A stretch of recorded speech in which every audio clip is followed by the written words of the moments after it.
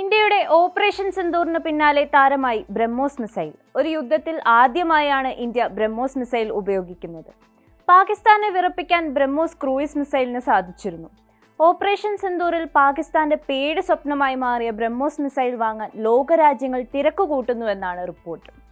India മുമ്പ് ഫിലിപ്പൈൻസുമായി BrahMos cruise മിസൈലുകൾക്കായി ഒരു കരാറിൽ ഒപ്പുവെച്ചിരുന്നു.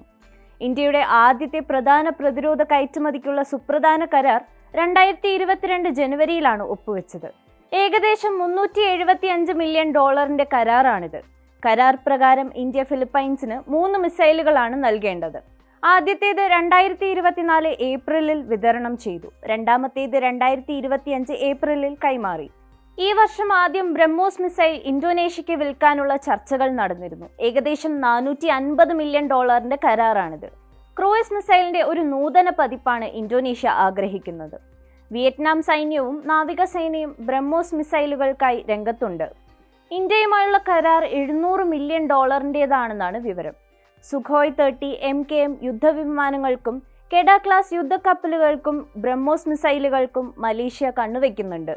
Thailand, Singapore, Brunei, Brazil, Chile, Argentina, Venezuela, Egypt, Saudi Arabia, UAE, Qatar, Oman എന്നീ രാജ്യങ്ങളും ബ്രഹ്മോസ് മിസൈലിൽ താൽപര്യം പ്രകടിപ്പിച്ചു. ദക്ഷിണ ചൈന കടലിൽ ചൈനയുടെ വർദ്ധിച്ചു വരുന്ന സൈനിക നിലപാട് മുൻനിർത്തിയാണ് മേഖലയിലെ പല രാജ്യങ്ങളും ബ്രഹ്മോസ് മിസൈൽ വാങ്ങാൻ ശ്രമിക്കുന്നതെന്ന് വിദഗ്ധർ പറയുന്നു.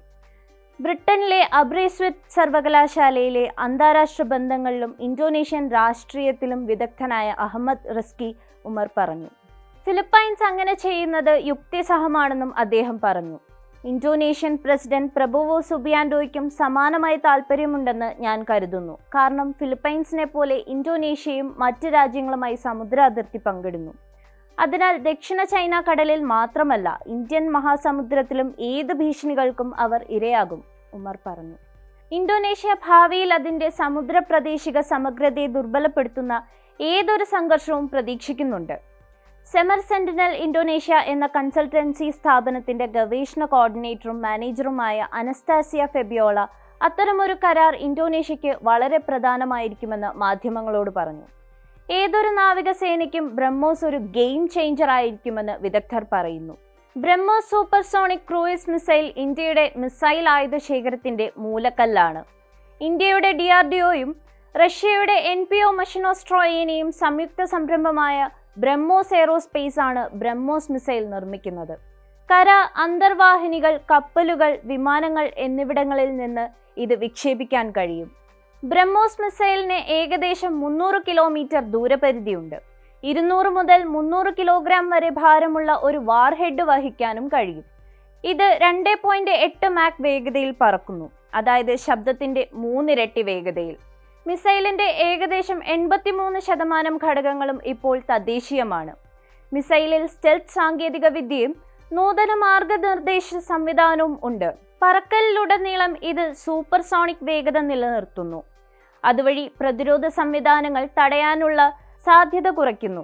ഇതിന് 15 കിലോമീറ്റർ ഉയരത്തിൽ സഞ്ചരിക്കാനും പിന്നീട് ലക്ഷ്യത്തിലെത്തുമ്പോൾ 10 മീറ്റർ വരെ താഴേക്ക് വരാനും കഴിയും. ഉയർന്ന കൃത്യതയ്ക്കും ഇത് പേരുകേട്ടതാണ്.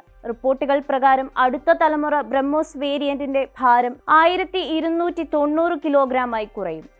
സുഖോയ് പോലുള്ള യുദ്ധവിമാനങ്ങളിൽ ഒരു ബ്രഹ്മോസ് മിസൈലിന് പകരം 3 ബ്രഹ്മോസ് മിസൈലുകൾ വഹിക്കാൻ ഇതോടെ സാധിക്കും. മിസൈലിന്റെ പുതിയ പതിപ്പിന് ഏകദേശം 400 കിലോമീറ്റർ ദൂരപരിധി ഉണ്ടായിരിക്കും എന്നാണ് റിപ്പോർട്ടുകൾ.